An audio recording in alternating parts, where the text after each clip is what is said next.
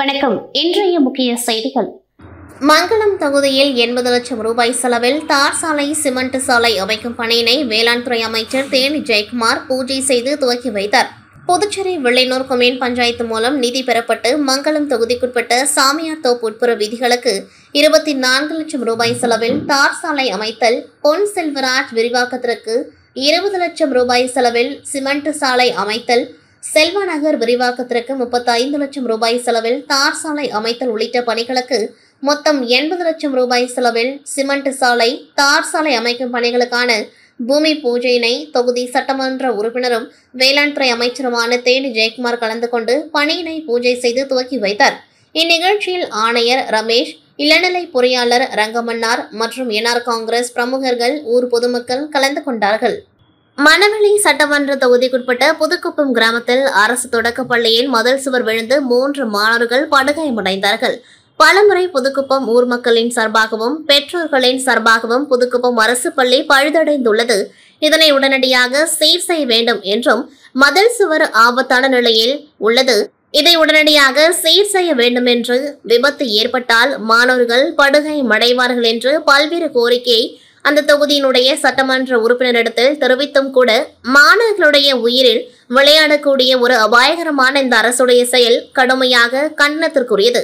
இப்படிப்பட்ட நிலையில் இருக்கக்கூடிய அனைத்து பள்ளிகளையும் அரசு பள்ளி கல்வித்துறை ஆய்வு செய்து உடனடியாக உரிய நடவடிக்கை எடுக்க வேண்டும். பழுதடைந்த நிலையில் உள்ள அரசு பள்ளிகள் புனர்வு செய்வதற்கும் புதிய கட்டிடங்கள் கட்டுவதற்கும் நடவடிக்கை மேற்கொள்ள வேண்டும்.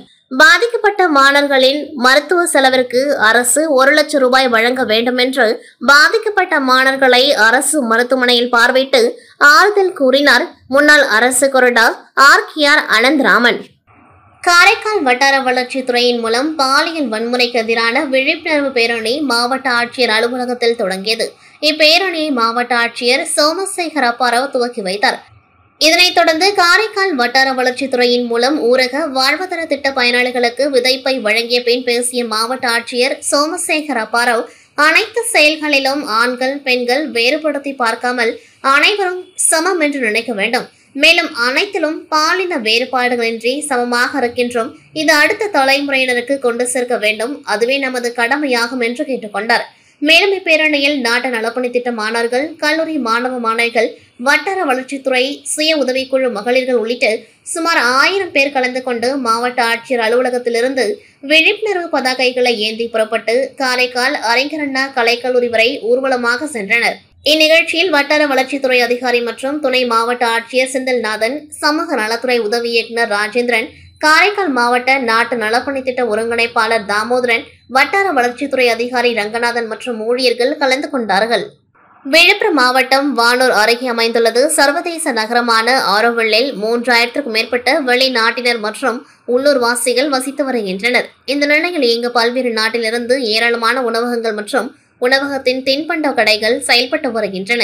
இயற்கை மற்றும் ஆர்கானிக் முறையில் தயாரிக்கப்படும் பிஸ்கட்டுகள், சாக்லேட்டுகள் மற்றும் உணவகங்கள் இங்கு செயல்படுவதால் திடீரென உணவு பாதுகாப்புத்துறை அதிகாரிகள் கடைகளில் ஆய்வு மேற்கொண்டார்கள்.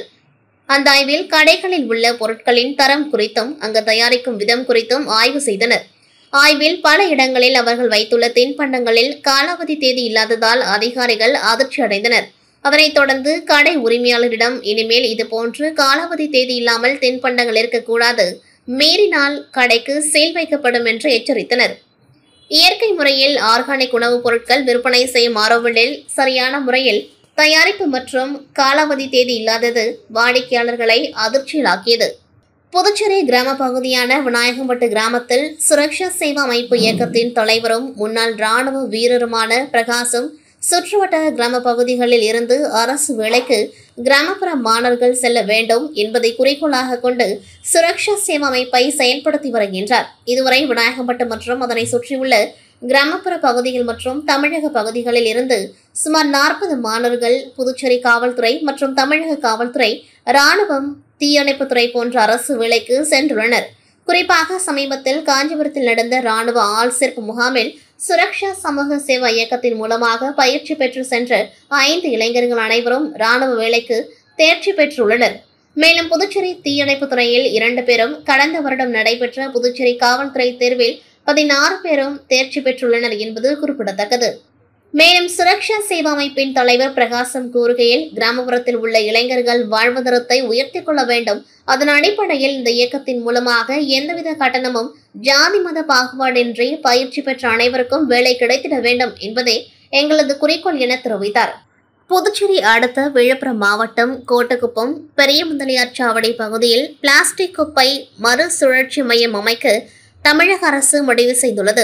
இந்த நிலையில் கோவில், பள்ளிகள் மற்றும் குடியிருப்புகள் நிறைந்த பகுதியில் இந்த பிளாஸ்டிக் குப்பை மறுசுழற்சி மையம் அமைந்தால் நிலத்தடி நீர் மாசுபடுதல், மாசுமடைந்த காற்று, ஆரோக்கிய பாதிப்பு மற்றும் தொற்று நோய்கள் அதிகம் ஏற்பட வாய்ப்புள்ளதாக கூறி அப்பகுதி மக்கள் 75க்கும் மேற்பட்டோர் கோட்டக்குப்பம் நகராட்சி அலுவலகத்தை முற்றுகையிட முயன்றனர். அப்பொழுது அவர்களை போலீசார் தடுத்ததன் பேரில் நகராட்சி அலுவலக வாயிலில் கண்டன ஆர்ப்பாட்டத்தில் ஈடுபட்டனர். தொடர்ந்து பிளாஸ்டிக் குப்பை மறுசுழற்சி மையம் அமைவதற்கு எதிர்ப்பு தெரிவித்து கோட்டக்குப்பம் நகராட்சி மற்றும் தமிழக அரசை கண்டித்து பொதுமக்கள் கோஷங்களை எழுப்பினர். இதனையடுத்து நகராட்சி ஆணையரை போராட்டத்தில் ஈடுபட்டவர்கள் சந்தித்து இது தொடர்பாக மனு அளித்தனர். மேலும் இந்த விவகாரம் மீது நடவடிக்கை எடுக்காமல் தொடர்ந்து பிளாஸ்டிக் சுழற்சி மையம் அமைக்க முயற்சித்தால் மக்கள் தொடர் போராட்டத்தில் ஈடுபட போவதாக தெரிவித்துள்ளனர். ஆரோவில் குயிலாப்பாளையம் பகுதியை சேர்ந்த செந்தில், குணசேலன் மற்றும் கடப்பேரி குப்பத்தை சேர்ந்த சரண்ராஜ் 3 பேரும் கட்டிடங்களுக்கு பெயிண்ட் அடிக்கும் தொழிலில் செய்து வந்தனர். இந்நிலையில் இவர்கள் நேற்றிரவு புதுச்சேரி 10 கண்ணு பகுதியில் தங்களது பணியை முடித்துவிட்டு மூவரும் ஒரே இருசக்கர வாகனத்தில் தங்களது வீடுகளுக்கு திரும்பிக் கொண்டிருந்தனர். வாகனத்தை செந்தில் ஓட்டிக்கொண்டு இரவு 11 மணியளவில் புதுச்சேரி துத்திப்பட்டு அருகே சென்று கொண்டிருந்த பொழுது சாலை ஓரமாக நின்று கொண்டிருந்த லாரி மீது வேகமாக மோதியுள்ளனர். இதில் மூவரும் உடல் நசுங்கி சம்பவ இடத்திலேயே உயிரிழந்தனர். இந்நிலையில் 3 பேரின் மரணத்திற்கு 10 கண்டு மற்றும் தொண்டமானத்தம் பகுதியில் இயங்கி வரும் தொழிற்சாலைகளின் கனரக வாகனங்களே காரணம்.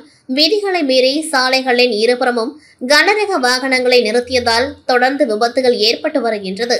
இதுகுறித்து பலமுறை வில்லியனூர் போக்குவரத்து காவல்துறைக்கு புகார் அளித்தும் நடவடிக்கை எடுக்காததால் வில்லியனூர் போக்குவரத்து காவல்துறை அதிகாரிகள் மீது புதுச்சேரி அரசு சட்டப்பூர்வ நடவடிக்கை எடுக்க வேண்டும். மேலும் அலட்சியமாக செயல்பட்ட போக்குவரத்து காவல்துறை அதிகாரிகளை முதல் குற்றவாளியாக சேர்க்க வலியுறுத்தியும் சுமார் 100க்கும் மேற்பட்ட பகுதி மக்கள் மற்றும் விடுதலை சிறுத்தைகள் உள்ளிட்ட கட்சியினர் 10 கண்ணு சாலையில் அமர்ந்து தொடர்ந்து சாலை மறியலில் ஈடுபட்டனர். இதனால் போக்குவரத்து பெரிதும் பாதிக்கப்பட்டது.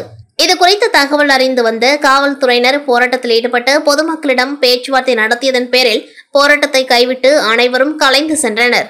இத்துடன் செய்திகள் நிறைவடைகின்றது. நன்றி, வணக்கம்.